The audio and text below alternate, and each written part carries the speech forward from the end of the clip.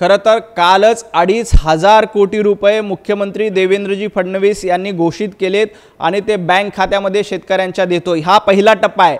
यानंतर देखील केंद्र सरकारच्या वतीने मदत मागून प्रत्येक शेतकऱ्याच्या बांधावर मदत पोहोचली जाईल आणि शेतकऱ्यांच्या खात्यामध्ये थेट मदत करणारे हे सरकार आहे। त्याच्यामध्ये कुठलाही घोटाळा केला जाणार नाही हे संजय राऊत यांना देखील माहित आहे। संजय राऊत उद्धव ठाकरे मुख्यमंत्री असताना मराठवाड्यातील शेतकऱ्यांच्या बांधावर गेले होते, तेव्हा काय म्हणालेत की मी सरसकट कर्जमाफी केली, परंतु शेतकऱ्यांनी उद्धव ठाकरे यांना त्यांच्या तोंडावर सांगितलं की दमडी देखील आम्हाला मिळाली नाही। उद्धव ठाकरे मुख्यमंत्री असताना कार्पेटवर उभं राहून शेतकऱ्यांची पाहणी करत होते। सोलापूरच्या जिल्ह्यातल्या दौऱ्यावर गेले असताना उद्धव ठाकरेंनी कार्पेट अंथरलं। का कार्पेट अंथरलं? तर आपले बूट खराब होऊ नये, आपल्या पायाला माती लागू नये म्हणून उद्धवजी ठाकरे तुम्ही कार्पेटवर शेतकऱ्यांची पाहणी केली होती।